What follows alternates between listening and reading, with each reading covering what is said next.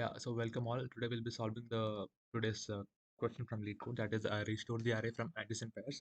So to summarize the question, they'll be basically giving us all the adjacent pairs that you'll be having in an array that you have actually forgotten. So this is the adjacent pairs array that will be given to you, and from this you have to form the nums array that you have actually forgotten, right? And they have also given that it is n unique elements and multiple solutions are also accepted, right? Yeah, now let us proceed with the test case.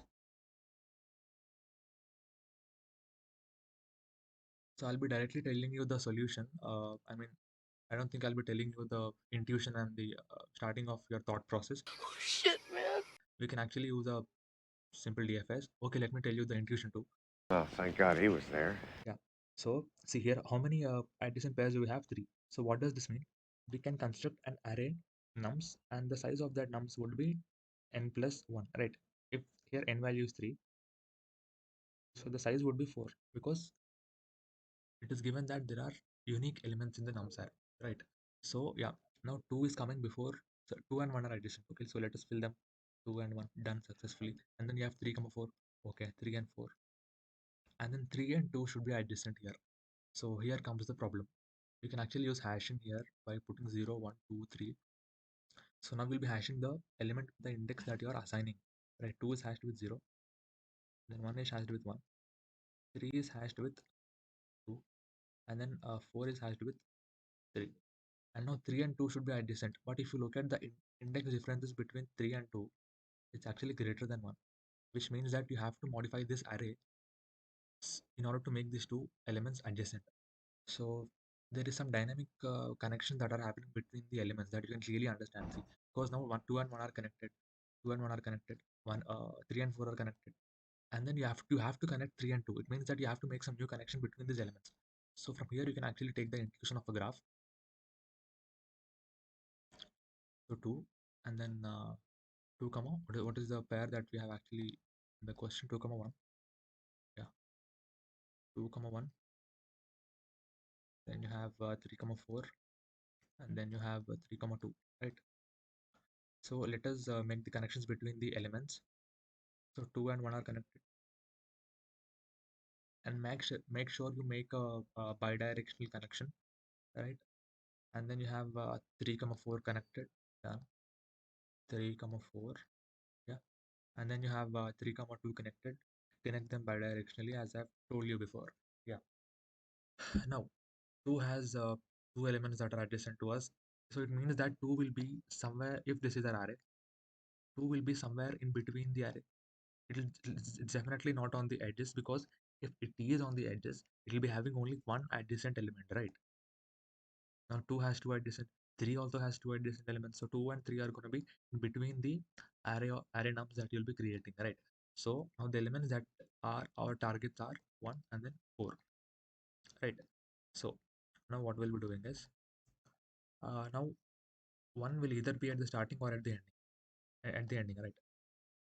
In both cases you will be getting a valid answer, and whatever the answer it is, if it is valid, if there are multiple answers, it will obviously be accepted, as it is given in the question that multiple solutions are accepted, right? Multiple solutions are accepted. Yeah.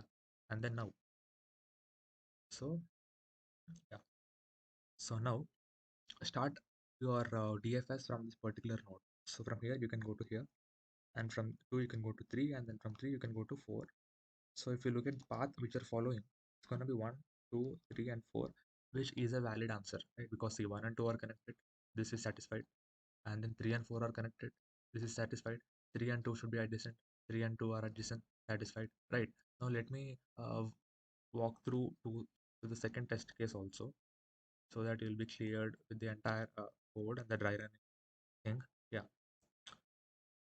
yeah, we have 4 comma minus 2, so just join them, done. And then you have 1 comma 4, join them, done.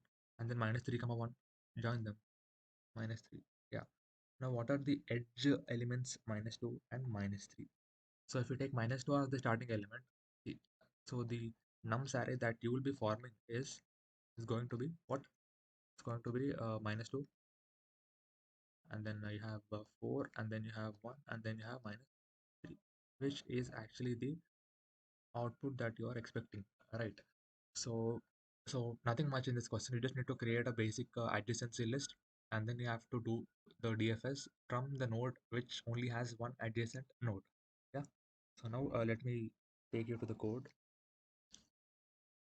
So yeah, I'm creating an unordered map. I mean, basically the adjacency list, and I'm creating a bidirectional graph, and then a visited arrays so that I don't visit every node multiple times.